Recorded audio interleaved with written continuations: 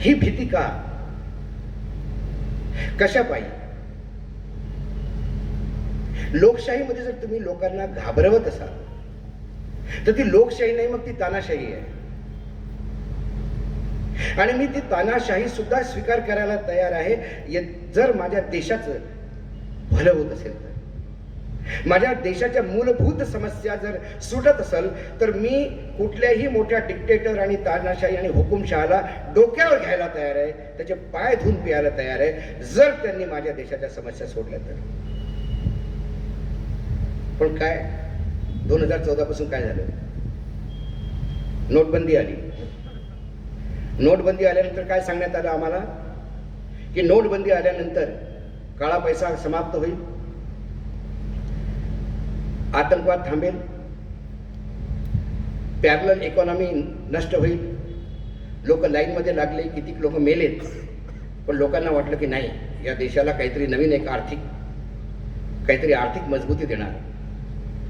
आरबीआयचा आताचा रिपोर्ट आहे, आरबीआयच्या साईटवर पहा तुम्ही.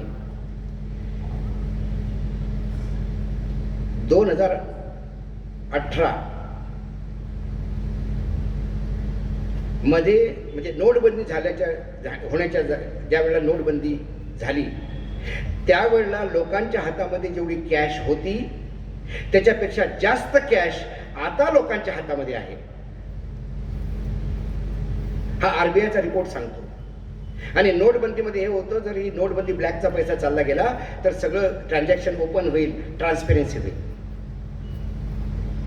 जर लोकांच्या हातामध्ये एवढा पैसा आहे, हे आपण एका कॉलेजच्या प्रांगणात बसलो, इथे इकॉनॉमिक्स शिकलेले लोक असतील किंवा एक फार बडा छोटा फंड आहे. माणसाच्या हातात पैसा आला की तो खर्च करतो, त्याला क्रय शक्ती म्हणतात. मग जर एवढा पैसा लोकांच्या हातात आहे तर डिमांड का निघत नाही? मग सरकारला करोडो रुपये का लोकांना द्यावे लागतात की लोकांच्या हातात पैसा जावा, लोकांनी पैसा खर्च करावा. खर्च केल्यावर डिमांड वाढेल, डिमांड वाढल्यावर वस्तू विकल्या जातील, वस्तू विकल्या गेल्यावर मग उत्पादन वाढेल, लोकांना बेरोजगार मिळेल आणि हा एक चाक आहे ते पुन्हा फिरायला सुरू होईल. हे जे सरकारचा फंडा होता तो आपल्या देशात का फेल झाला? लोकांकडे सर्वात जास्त कॅश आहे नोटबंदीपेक्षाही, त्यानंतर सुद्धा लिक्विडिटी क्राइसिस किंवा कैश क्रंच, नकदी की कमी क्यों है देश में? क्योंकि नोटबंदी के बाद लोगों का सरकार इस सिस्टम पे से विश्वास उड़ गया. जिसके पास कैश है वो दबा के बैठा है. इसलिए कैश तो है लेकिन सर्क्युलेशन में नहीं है. मी नेहमी म्हणतो रक्त आणि कॅश, पैसा, नगदी याचा एक गुणधर्म आहे. रक्त ज्या दिवशी शरीरात फिरण्याचं थांबतं त्या दिवशी आपण मरतो. मनी इज फॉर सर्क्युलेशन. पैसा ज्या दिवशी थांबतो फिरायचा त्या दिवशी त्या देशाची आर्थिक मृत्यू होते. आणि आज आपण आर्थिक मृत्यूच्या लाईनवर आहोत, आयसीयू मध्ये आहोत. श्रीलंकेमध्ये जेव्हा लंकाचं हे एवढे मोठे क्रायसिस झाले तेव्हा ते हळूहळू होत गेले नाही. एक दिवशी लोकांना कळलं की पेट्रोलच नाहीये, मग दुसऱ्या दिवशी कळलं की ह्या गोष्टी नाही, आणि एका 4 दिवसात लंका दिवाळखोर झाला हे सगळ्यांना कळलं. त्यामुळे आता आपण दिवाळखोर उद्या होऊ, परवा होऊ, 13वा होऊ, काहीच सांगता येत नाही. कधीही दिवाळखोर होऊ शकतो. आणि ज्या देशावर 2014 मध्ये 54 लाख करोड कर्ज होतं, फक्त 1947 पासून तर 2014 पर्यंत कर्ज घेत गेले, फेडत गेले, तो शेवटचा आकडा होता तो 54 लाख करोड होता. आज आपल्या देशावर 2023 मध्ये 211 करोड कर्ज आहे.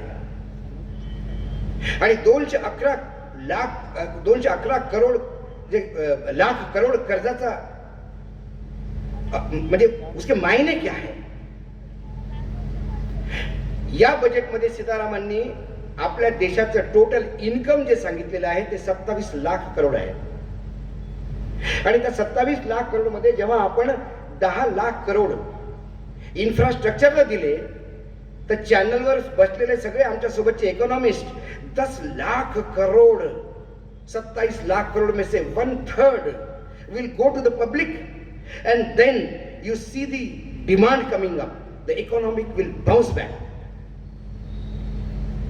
मी त्यांना म्हटलं होल्ड अ मिनिट, या 27 लाखामध्ये 10 लाख करोड इन्फ्रास्ट्रक्चरला जे दिले हे सर्वात मोठा खर्च नाही आहे. 11 लाख करोड व्याजापोटी आपण देतोय 211 लाख करोड मध्ये. म्हणजे 27 लाख करोडात जर तुम्ही 11 लाख करोड 30% फक्त आपण व्याजाचे दिले, तर राहिलेल्या 70% तुम्हाला देश चालवायचा आणि विकासाची कामं करायची. आणि जेव्हा हे भीषण तुम्ही दृश्य समोर पाहता तेव्हा तुम्हाला कळतं सरकार के आकडे झूठ बोलते हैं.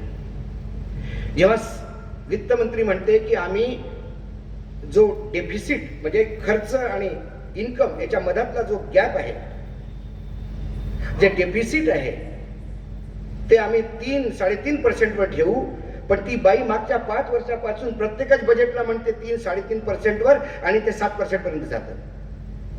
5 वर्षाचा अनुभव आहे, तिने जे म्हटलं ते कधीच झालं नाही. त्यामुळे या देशावर कर्ज वाढत आहे, या देशावरचा, आणि म्हणूनच आपल्या रुपयाची किंमत इतकी घटते. 60 रुपयावर जेव्हा रुपया गेला, $1 60 रुपयाला, तेव्हा हे सगळे त्या मनमोहन सिंगला शिव्या घालायचे. आज 80-85 झाला, 90 झाला. आपल्याकडे फार मोठ्या पेपरच्या हेडलाईन असतात की जगात इतक्या देशांनी सांगितलं की आम्ही आता भारताचा रुपया घेऊ.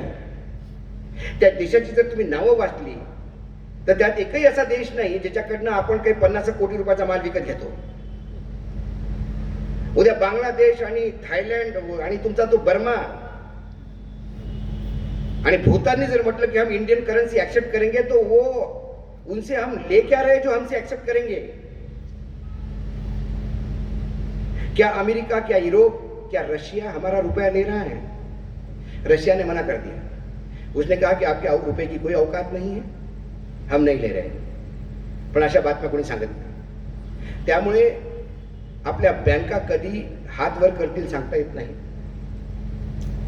आपले बँकेत असलेले पैसे किती सुरक्षित आहे हे सांगता येत नाही.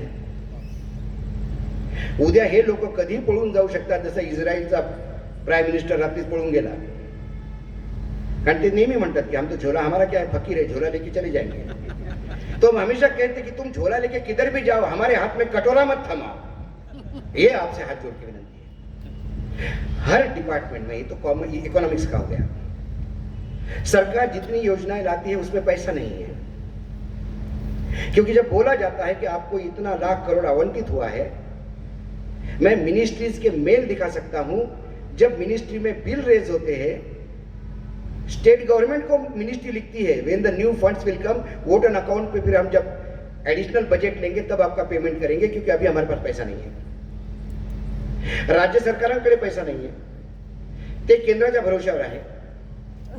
आणि आपल्याला नेहमी सांगण्यात येतं की जीएसटी वाढलाय. जीएसटी 12 लाख करोड़ आ गया. इस बार तो इतना लाख करोड़ हो गया. आणि मग लोकांना वाटतं की हा वानकडे काहीतरी मूर्ख बनवतो, काहीतरी फेकतो लेखाचा, हा याला काही माहित नसतं. मग जीएसटी वाढतो म्हणजे आपला धंदा चालू आहे जोरात. जीएसटीचा एक कॅच आहे, कॅच. सरकार कसं खेळतं आकड्यांसोबत. जीएसटी मध्ये सीजीएसटी, एसजीएसटी आणि आयजीएसटी असे 3 प्रकार आहेत. एसजीएसटी म्हणजे स्टेट जीएसटी, सीजीएसटी म्हणजे सेंट्रल जीएसटी आणि आयजीएसटी म्हणजे इंटिग्रेटेड जीएसटी. त्यात बरंच इम्पोर्ट एक्सपोर्ट येतं. त्यामुळे जर आपला जीएसटी 1,10,000 करोड कलेक्ट झाला, त्यात 60,000 करोड फक्त इम्पोर्ट ड्युटीवर घेतलेला जीएसटी आहे. ज्या देशात आयात जास्त होते त्या देशाची इकॉनॉमी कधीही वर येत नाही, ही वस्तुस्थिती आहे.